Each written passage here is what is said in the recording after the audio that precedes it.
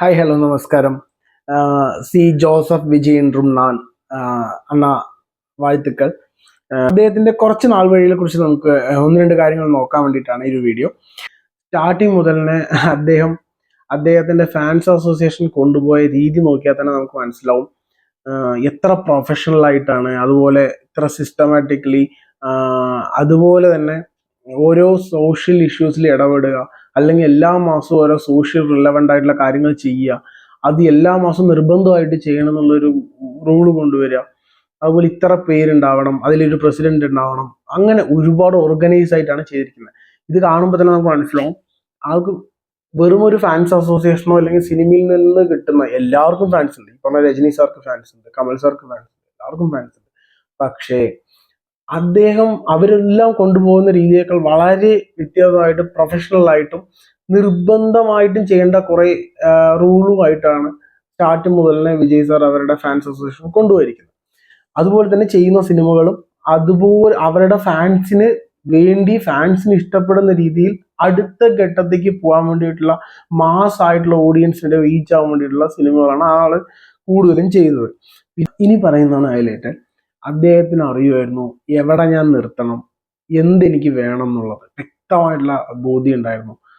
വേണ്ടത് രജനി സാറിന്റെ ആ ഒരു പീക്കായിട്ടുണ്ടായിരുന്ന ഒരു പൊസിഷൻ ഉണ്ട്. അത് ഇപ്പോൾ ഉള്ള രജനി സാറിന്റെ പൊസിഷൻ അല്ല, ഒരു അണ്ണാമലൈ, പടയപ്പ വരെയുള്ള ഒരു പീക്ക് പൊസിഷൻ ഉണ്ട്. പടയപ്പ വരെയും അദ്ദേഹം പീക്കിലായിരുന്നു. ആ സിനിമ ഇൻഡസ്ട്രിയുടെ, തമിഴ് സിനിമ ഇൻഡസ്ട്രിയുടെ പീക്കിലായിരുന്നു. ആ ഒരു പൊസിഷൻ ഇപ്പൊ വിജയ് വിട്ടിട്ട് വന്ന ആ പൊസിഷനും രജനി സാർ പടയപ്പയിൽ നിൽക്കുന്ന ആ പൊസിഷനും ഏകദേശം ഈക്വൽ ആണെന്ന് പറയാം. ആ പൊസിഷനിൽ എത്താൻ വേണ്ടി, അല്ലെങ്കിൽ ആ ഒരു റേഞ്ച് ഓഫ് എന്താ പറയുക, നമുക്കൊരു അക്സെപ്റ്റൻസ് കിട്ടാൻ വേണ്ടിയിട്ട് അദ്ദേഹം അത് ഒരുപാട് കഷ്ടപ്പെട്ടിട്ടുണ്ട്, ഒരുപാട് പ്ലാൻ ചെയ്തിട്ടുണ്ട്, ഒരുപാട് റിസ്ക് എടുത്തിട്ടുണ്ട്. ഇപ്പോ അടുപ്പിച്ച് 3 സിനിമ അട്ലി എന്ന് പറഞ്ഞൊരു വ്യക്തിക്ക് കൊടുത്തു, ഡയറക്ടർക്ക് കൊടുത്തു.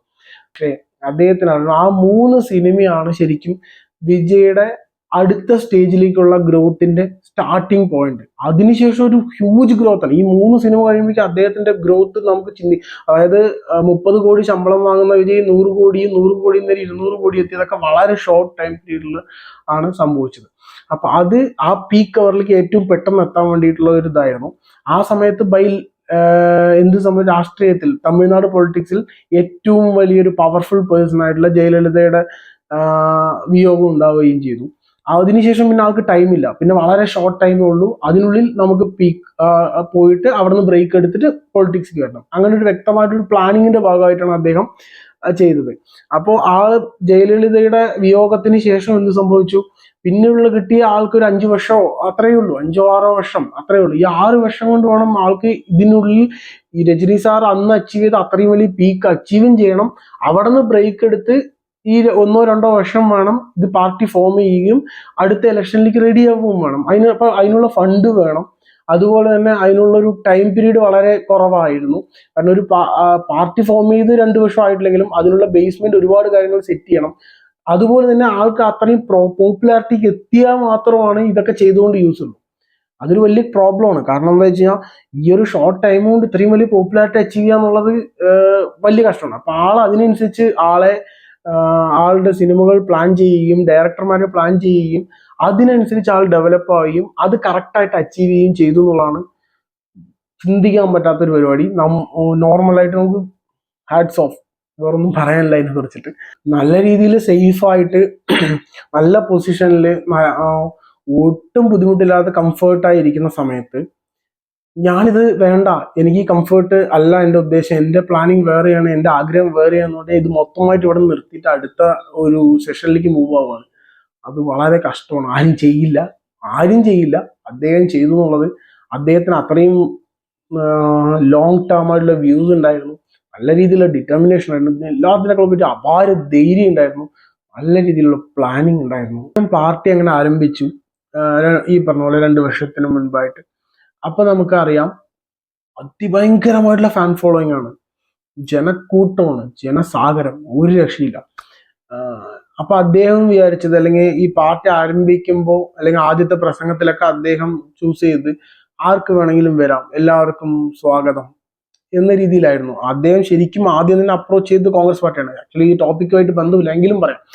കോൺഗ്രസ് പാർട്ടി ചെയ്ത ഏറ്റവും വലിയ ഒന്നുമില്ലേ പണ്ടത്തെ വെച്ചാൽ ഇപ്പൊ പോയത് കുറ്റം പറയാൻ പറ്റില്ല, പക്ഷെ ഇപ്പോഴല്ലായിരുന്നു പോകേണ്ടിയിരുന്നത്. ആദ്യം തന്നെ വിജയ് ഡയറക്റ്റ് ആയിട്ട് രാഹുൽ ഗാന്ധിയോട് അപ്രോച്ച് ചെയ്യും, ക്ഷണിക്കുകയൊക്കെ ചെയ്തിട്ടുണ്ടായിരുന്നു. 70 സീറ്റ് വരെ ഓഫർ ചെയ്തിട്ടുണ്ടായിരുന്നു. അന്ന് മറ്റേ പോയിരുന്നെങ്കിൽ ഇന്നൊരു 35-40 സീറ്റ് കിട്ടിയിട്ടുണ്ടാവും. ഇന്നിപ്പോ 5 MLA കൊണ്ട് പോകേണ്ട അവസ്ഥയിലെത്തി. കുഴപ്പമില്ല. അപ്പോൾ ഇതിന്റെ കൂടെ പറഞ്ഞു പോയിന്ന് മാത്രം. അപ്പോൾ അന്ന് അദ്ദേഹം വിചാരിച്ചത് ഒരുപാട് പാർട്ടികൾ എന്നെ തേടി വരും, എന്നെ ഒരു മുന്നണി ഉണ്ടാക്കാന്നൊക്കെ ആള് വിചാരിച്ചു. പക്ഷെ എന്ത് അബദ്ധം പറ്റിയെന്ന് വെച്ച് കഴിഞ്ഞാൽ അതിന് കുറച്ച് ഈ ഒരു 4-5 വർഷം അല്ലെങ്കിൽ ഒരു 10 വർഷത്തിനിടയിൽ എടുത്തു നോക്കിക്കഴിഞ്ഞാൽ ചിരഞ്ജീവി സാറ്, പവൻ കല്യാൺ സാറ്, ഇവരൊക്കെ വന്നിട്ട് പൊളിറ്റിക്കൽ പാർട്ടികൾ രൂപീകരിച്ചു. ഒരു അന്തം ഒന്നുമില്ലാത്ത ജനപ്രവാഹമായിരുന്നു. പക്ഷെ എന്ത് സംഭവിച്ചു? അതൊന്നും വോട്ടായില്ല.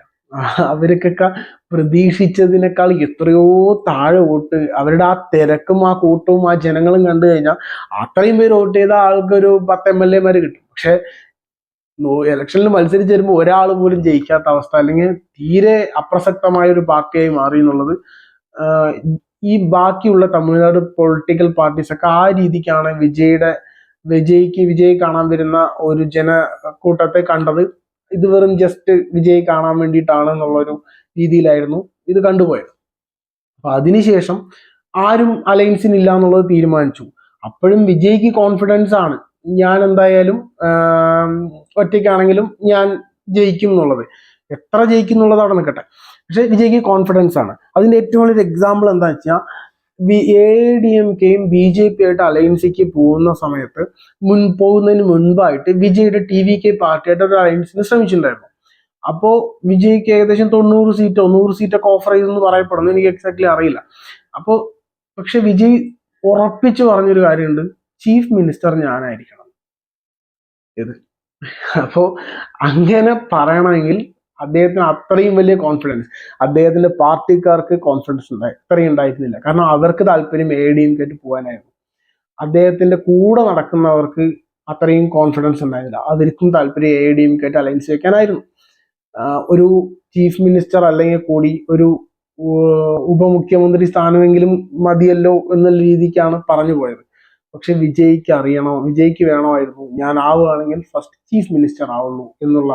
വിജയ്ക്ക് ഇത്രയും ഉറപ്പുണ്ടാവില്ല, ഈ 108 സീറ്റ് വരെ കിട്ടുന്ന പോലും ചിലപ്പോൾ ഉണ്ടാവില്ല, 30-40 സീറ്റ് ആയിരിക്കും. പക്ഷെ അപ്പോഴും വിജയ്ക്ക് അറിയാമായിരുന്നു ഞാനൊരു ഡിസിഷൻ മേക്കർ ആവും. ഇവിടെ ദ്രാവിഡ കക്ഷികളുമായിട്ടുള്ള ബന്ധം പരമാവധി കട്ട് ഓഫ് ചെയ്തുകൊണ്ട് ഒരു മാറ്റം വന്ന രീതിയിലേക്കാണ്.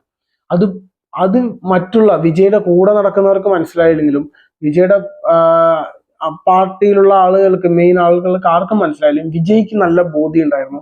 എന്റെ ഫോക്കസ് എന്ന് പറയുന്നത് പുതിയ യൂത്ത് അല്ലെങ്കിൽ ഒരു മാറ്റം വേണമെന്ന് ആഗ്രഹിക്കുന്ന പുതിയ തലമുറയാണ് വിജയ് ഫോക്കസ് ചെയ്തത്. സോ അത് വേറെ ആർക്കറിയില്ലെങ്കിലും വിജയ്ക്ക് നന്നായിട്ട് അറിയായിരുന്നു.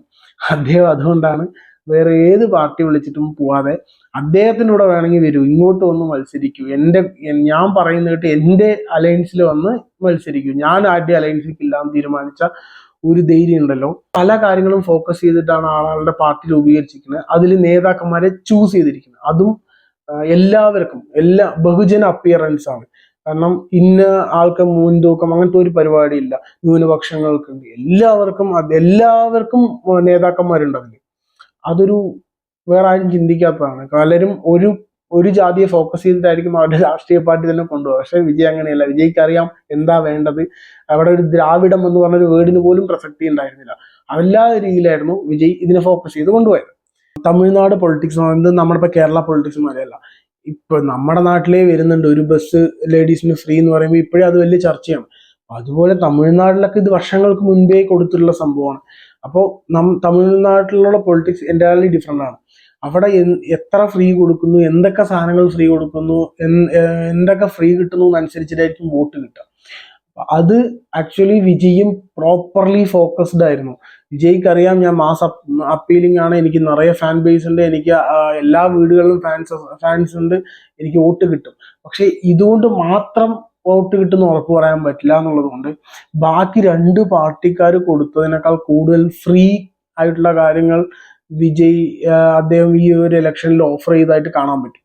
അപ്പോൾ അത് മാത്രം എന്റെ അപ്പീലിംഗ് കൊണ്ട് മാത്രം ഞാൻ ചിലപ്പോൾ ജയിക്കണമെന്നില്ല എന്നുള്ളതിന് ബാക്കി എന്തൊക്കെ ഞാൻ ചെയ്യണം എന്നുള്ളത് ആൾക്ക് വ്യക്തമായിട്ട് അതായത് ഇന്ന് ഒരു കാര്യം കൊണ്ട് മാത്രം എനിക്ക് അത്രയും ഫോളോയിങ് ഉണ്ട് എന്നുള്ളത് കൊണ്ട് മാത്രം ഞാനിവിടെ ചിലപ്പോൾ എനിക്ക് അത്രയും വോട്ടായിന്ന് വരില്ല. അപ്പൊ അതിന് വോട്ടാക്കാൻ ഞാൻ വേറെ എന്തൊക്കെ ചെയ്യണം എന്നുള്ളത് ആൾ പ്രോപ്പർലി വർക്കൗട്ട് ചെയ്തിട്ടുണ്ടായിരുന്നു എന്നുള്ളത് നമുക്കിതിൽ മനസ്സിലാവുന്ന ഒരു കാര്യമാണ്. അദ്ദേഹം ചെയ്ത കാര്യങ്ങൾ കുറച്ച് കോർഡിനേറ്റ് ചെയ്ത് നമുക്കൊന്ന് നോക്കാം. ഒന്നാമത്തെ കാര്യം, ഒരു ലോങ് ടേമിക്ക് ആൾക്ക് പ്ലാൻ ഉണ്ടായിരുന്നു, ഒരു ഗോൾ ഉണ്ടായിരുന്നു, ഇതിന്റെ പീക്കിൽ എത്തണം എന്നുള്ളത്, ആ ഫീൽഡിന്റെ പീക്കിൽ എത്തണം എന്നുള്ളത്. എന്തെങ്കിലും ഒരു കാര്യം, ഒരു ഗോൾ ഉണ്ടെങ്കിൽ അതിന് ആ സമയത്തല്ല, അത് പ്ലാൻ ചെയ്ത നെക്സ്റ്റ് സെക്കൻഡ് തൊട്ട് ആൾ അതിന് വർക്കൗട്ട് ചെയ്തിട്ടുണ്ട്, ഫോളോ ചെയ്യാൻ പറ്റുന്ന ഒരു കാര്യമാണ്. രണ്ടാമത്തെ ഒരു കാര്യമുണ്ട്, ഏറ്റവും അറിയേണ്ട ഒരു കാര്യം, എവിടെ വെച്ച് നിർത്തണം എന്നുള്ളത് അറിയണം, എന്ത് നമുക്ക് വേണം എന്നറിയണം, അതിനുവേണ്ടി നമ്മൾ എന്ത് ചെയ്യണം എന്നറിയണം. ഈ 3 കാര്യങ്ങൾ വളരെ ഫോക്കസ്ഡ് ആയിട്ട് ആൾ ചെയ്തിട്ടുണ്ടെന്നുള്ളത് നമുക്കിത് കാണാൻ പറ്റും. ആൾക്ക് എവിടെ വെച്ച് ആൾ ബ്രേക്ക് ചെയ്യണം എന്നുള്ളത് ആൾക്ക് അറിയാമായിരുന്നു. അതിനുവേണ്ടി ആൾ കറക്റ്റായിട്ട് പ്ലാൻ ചെയ്തു. ആൾക്ക് എന്ത് വേണം എന്നുള്ളത് 100% അറിയാമായിരുന്നു.